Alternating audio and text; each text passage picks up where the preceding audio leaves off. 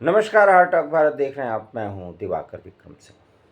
भगवान भास्कर को अर्घ्य देने के बाद अर्थात उगते सूर्य को अर्घ्य देने के बाद पूरे भारत या पूरी दुनिया में पूर्वांचल और विशेष करके बिहारी समाज ने छठी मैया के व्रत का बहुत ही आह्लादपूर्ण समापन किया। आप ऐसा कह सकते हैं। वो भी इसलिए इस बात का मैं जिक्र कर रहा हूँ क्योंकि इसके बाद लोकतंत्र के महापर्व के सबसे बड़े गहमा गहमी की शुरुआत हो जाएगी। हालांकि वो शुरू पहले ही हो चुका है। चुनाव आयोग ने जब बिहार चुनाव की घोषणा की थी, 14 नवंबर को रिजल्ट आ जाएंगे। 2 फेज़ में होने वाले इस चुनाव में बहुत ज़्यादा डिस्कशन या बाल की खाल निकालने का कोई ऐसा कारण नहीं रह गया है, कोई ऐसा मुद्दा नहीं रह गया है जिसमें ये कहा जाए कि बिहार चुनाव में इस बार कुछ बदल जाएगा। क्योंकि बदलाव की कोई भी स्थिति बिहार में इसलिए नहीं देखी जा सकती क्योंकि बिहार की जनता को उसकी अपेक्षाओं के हिसाब से 100% नहीं मिला तो 60% तक वो सरकार जिस पर 20 साल से बिहार चल रहा है वो सफल रही है, ऐसा बिहारी समाज मानता है और ऐसा हर एक ऑब्जर्वर मान सकता है। मैंने 1-2 वीडियो बिहार चुनाव पर किए हैं और जिसमें पहला ही वीडियो ये था कि बिहार में चुनाव का मुद्दा ही है नीतीश सरकार के 20 साल और जंगल राज। ये वर्सेस होगा, मतलब नीतीश सरकार ने 20 साल में क्या किया क्या नहीं किया, कितने लोग संतुष्ट हैं कितने लोग असंतुष्ट हैं, क्या नीतीश कुमार बूढ़े हो चुके हैं, बदलाव होना चाहिए, क्या वहाँ की जनता में जाति का फैक्टर और संप्रदाय का फैक्टर इस बार प्रभावी है। तेजस्वी यादव वहाँ पर युवा हैं इसलिए वो चुनाव में विजयी होंगे और वैकल्पिक सरकार बनेगी, वो भी आप कह सकते हैं इंडी गठबंधन की सरकार बनेगी।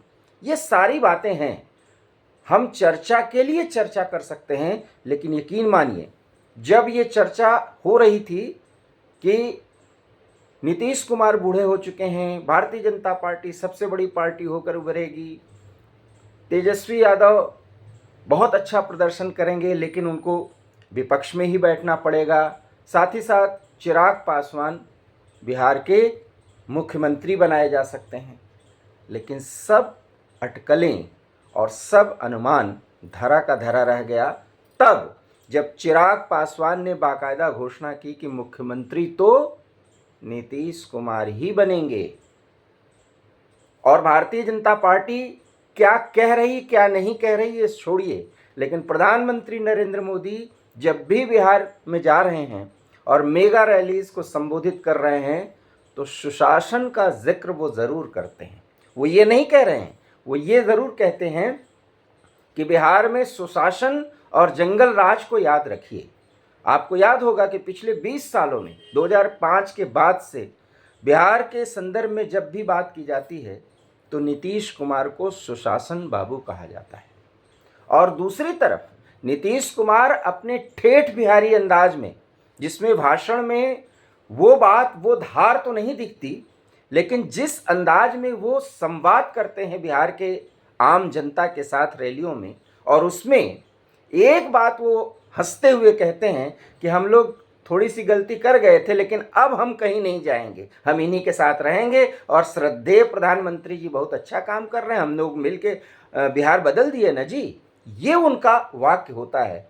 मतलब और मायने समझिए, जब मैंने कहा कि गठबंधन की सरकार में डबल इंजन के कंसेप्ट को अगर बहुत मजबूती दी गई है तो वो है बिहार। और लोकतंत्र में जब आम चुनाव हुआ तो एक जिसको कहते हैं कि प्रोएक्टिव सरकार को इनकम्बेंसी के साथ अगर जनता ने साथ दिया है तो बिहार की जनता ने। इसलिए लोकतंत्र के संरक्षक की भूमिका में बिहार की जनता है। उसकी शिक्षा कितनी है, वो कितना आगे बढ़ चुका है, उसको कितना आगे बढ़ाया जाना है, कितने बदलाव होना है, ये एक अलग विषय है। और इसलिए इन सभी मानदंडों पर फिलहाल नीतीश बाबू सुशासन बाबू के रूप में ही जाने जा रहे हैं, जिसकी तस्दीक प्रधानमंत्री नरेंद्र मोदी अब तक की रैलियों में किया है। छठी मैया के पूजा होने के बाद बिहार के समाज में एक कहते हैं आने जाने का सिलसिला शुरू होगा। लोग दिल्ली, बम्बई, यहाँ तक कि बॉम्बे, यहाँ तक कि चेन्नई तक जाएंगे, जो कामकाजी लोग हैं जो वहाँ गए हुए हैं। उसके बाद वहाँ से फिर चुनाव के लिए लौटेंगे भी, कुछ वहाँ रुक जाएंगे। इसलिए एसआईआर का जो मुद्दा है इस बार राहुल नहीं उठा रहे हैं। सोमवार के दिन जब चुनाव आयोग ने प्रेस कॉन्फ्रेंस करके बाकायदा बोल दिया कि अब एसआईआर पूरे देश में होगा, असम को छोड़ करके पूरे देश में होगा, और बंगाल में एसआईआर होना है। ममता बनर्जी के भतीजे अभिषेक बनर्जी ने उसके संदर्भ में कमर कस ली है। वहाँ पर बहुत बड़े विरोध प्रदर्शन की तैयारी चल रही है। कांग्रेस भी दबे मन से बोल रही है। लेकिन एक सवाल होता है, जिस बिहार चुनाव को एसआईआर या वोट चोरी के दम पर, एसआईआर विरोधी अभियान या वोट चोरी का अभियान चलाकर राहुल गांधी बिहार में कांग्रेस को खड़ा करना चाहते थे, और जब खड़ा नहीं कर पाए, सारा रायता उन्होंने फैला दिया, उसके बाद तेजस्वी यादव का वर्चस्व स्वीकार करने के लिए अशोक गहलोत को भेजना पड़ा बिहार, और किसी तरीके से इंडी गठबंधन का एक शेप बना। लेकिन नियंत्रण लालू यादव और तेजस्वी यादव के अधीन है। उस चुनाव में एसआईआर पूरे देश में होगा, इसकी घोषणा के बाद राहुल चुप क्यों हैं, ये एक बड़ा सवाल है। क्योंकि अगर राहुल गांधी ने कोई बयान दिया तो बिहार चुनाव में जो एक्सपेक्टेड विन है एनडीए की, वो मार्जिन बहुत बढ़ सकता है। आप 14 नवंबर का इंतजार करिए। बिहार में प्रो इनकम्बेंसी के आधार पर आने वाले रिजल्ट इस बार आश्चर्यजनक होने जा रहे हैं, और वो डबल इंजन की सरकार में केंद्र से मोदी का सहयोग और एकमात्र नेता नीतीश कुमार का प्रदर्शन बिहार में। और यही वो बदलाव है जो जंगल राज की उस परिभाषा को बताता है जिसको अभी वहां की वो जनरेशन जो देखी भी नहीं है, उसको पता चल जाता है कि जंगल राज के मायने क्या है। और इसलिए मैं बार बार कह रहा हूं कि छठी मैया के व्रत के पूरा होने के बाद वहां की महिलाएं और वहां का युवा, भले ही एक इकोसिस्टम वाला मीडिया ये कह रहा हो कि चुनावी गणित में तेजस्वी यादव बहुत कमाल करेंगे, लेकिन इस बार के चुनाव में राहुल गांधी की करतूतों के कारण और पिता के जंगल राज का ठप्पा तेजस्वी यादव को एक बड़ा नुकसान देने जा रहा है। हो सकता है कि अब तक के उनके प्रदर्शन में सबसे बड़ी चुनावी हार बिहार में तेजस्वी यादव की होने जा रही है। लेकिन इसमें एकमात्र कारण तेजस्वी यादव नहीं है, बल्कि राहुल का बिहार में जाकर के प्रोएक्टिव होना है। और राहुल को इतना ज़्यादा इससे धक्का लगा है कि एसआईआर की घोषणा होने के बाद प्रमोद तिवारी जैसे तीसरे दर्जे के नेता को एसआईआर के विरोध में बयान देना पड़ रहा है। राहुल गांधी एंड कंपनी का न कोई प्रवक्ता और न कोई नेता एसआईआर पर बहुत कड़े बयान देने या आप उग्र बयान देने के लिए आगे आ रहा है, क्योंकि उसको पता है कि अभी बिहार के चुनाव में वोटिंग होनी है और एसआईआर को वहां की जनता ने एक्सेप्ट किया है। ये और बात है कि लोकतंत्र में सत्ता पक्ष और विपक्ष उसके अपने स्थानीय कैंडिडेट के आधार पर चुनाव होंगे, उसमें रिजल्ट्स भी आएंगे। लेकिन सुशासन बाबू बिहार में चुनाव जीतने जा रहे हैं, महिलाओं का विशेष समर्थन मिलने जा रहा है।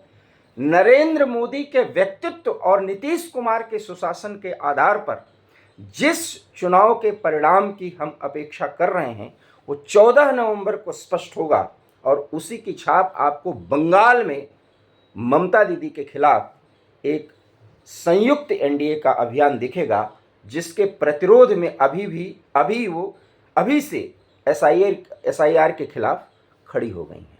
असम में एसआईआर के तहत कोई भी जिसको बीएलओ का उस काम को करेंगे वो अभियान नहीं चलेगा, क्योंकि वहाँ पर नागरिकता के संबंध में एक अभियान पहले से ही चल रहा है। लेकिन बंगाल में 1 करोड़ से ज़्यादा लोग फर्जी वोटर हैं, ऐसा बयान दे करके विपक्ष ने ममता दीदी के सामने एक बड़ी चुनौती रख दी है। अब क्या उस चुनौती में ममता दीदी का साथ देने के लिए राहुल गांधी आगे आएंगे, एक बड़ा सवाल है।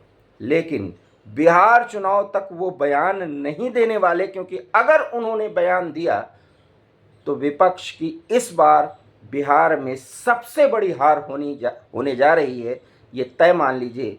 फिलहाल नीतीश कुमार और नरेंद्र मोदी के व्यक्तित्व के सामने तेजस्वी अकेली लड़ाई लड़ रहे हैं, अकेला जिसको कहते हैं आप युद्ध कर रहे हैं।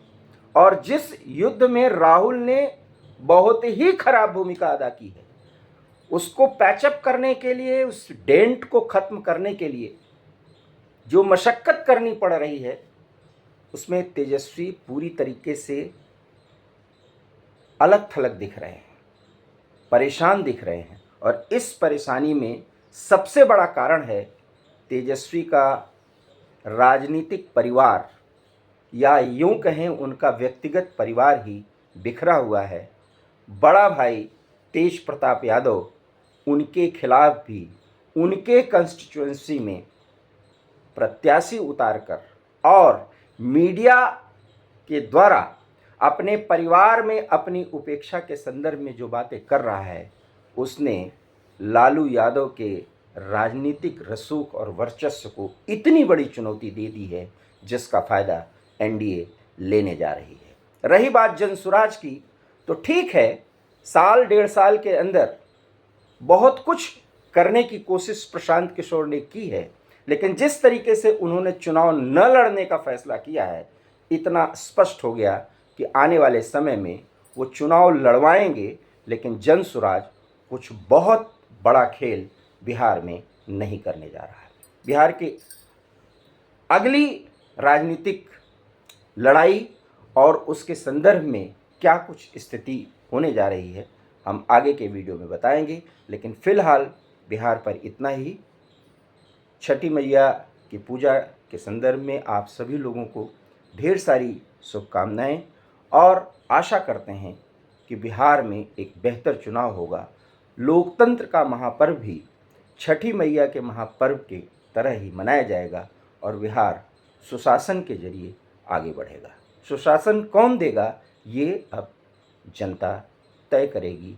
स्पष्ट यही है कि जनता ने तय कर लिया है, जंगल राज बिहार में नहीं आने वाला। आपको हमारा ये वीडियो पसंद आया हो तो प्लीज़ से लाइक कीजिए, शेयर कीजिए, हमारे चैनल हार्ट ऑफ भारत को सब्सक्राइब कीजिए। बहुत बहुत धन्यवाद। नमस्कार।